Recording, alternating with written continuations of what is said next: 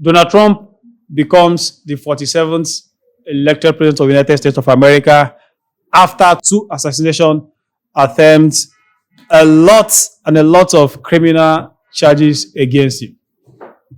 A very fierce campaign. And thanks to a lot of people like Elon Musk and a lot of guys who actually supported him. Elon Musk for a reason, because we knew what happened in 2020 where a lot of people were banned on Twitter. Even Trump himself was banned on Twitter for misinformation. And this time around, since 2004, a Republican wins both the popular votes and the Electoral College. Currently, Trump has gotten 277 Electoral College, and Kamala, that is the current vice president, has 1,224. And Trump is projected to have at least 300 and above Electoral Colleges when the other remaining few states are called. But in the US election, you win the presidency through Electoral College. There are 538 electoral votes.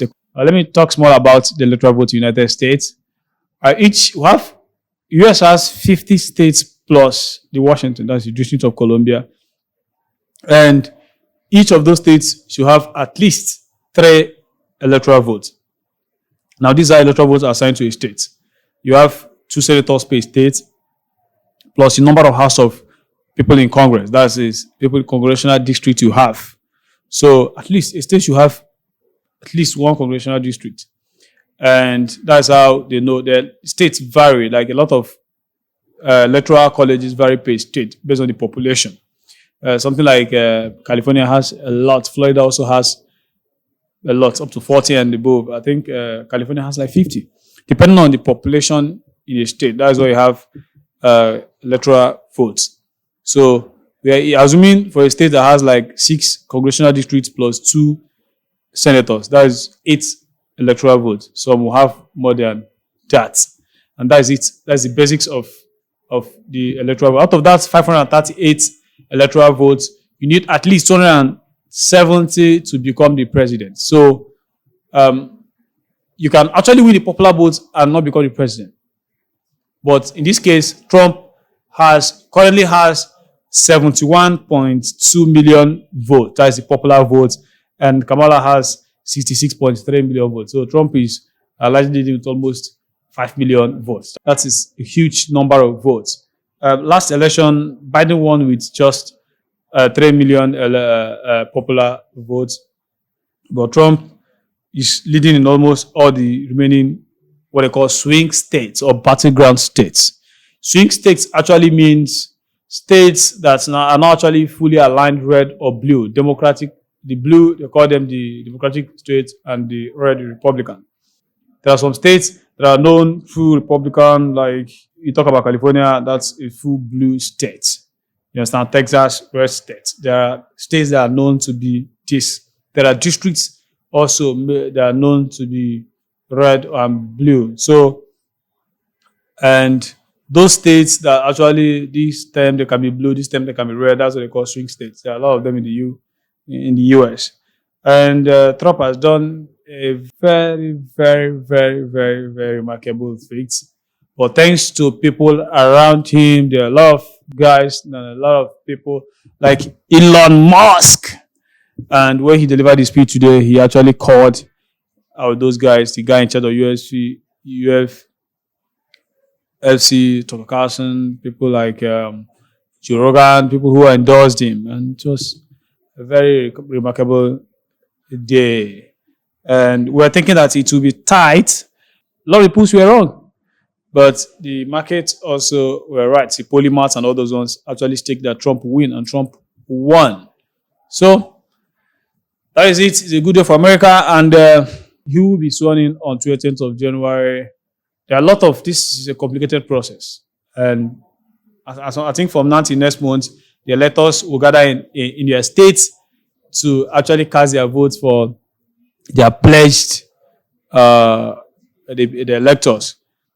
And then that is for the electoral vote per state, and then the transfer to the Congress, why they actually elected presidents in Congress. And then the good news is that even the Senate also Senate was actually in control of the Democrats, but now has returned to Republican. But for the for the Congress, nobody knows for now.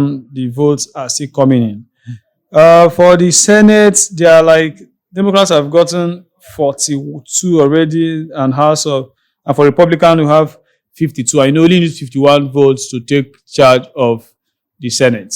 So for the House of the Congress, it will take almost till maybe Thursday before people know what is going on there, because Republicans are also leading. They have 198 to 180 to the Democrats, but a lot of states are not being called. A lot of the districts are yet to be announced properly. So, see then, congratulations to Trump. What does a Trump presidency mean for we, the Africans?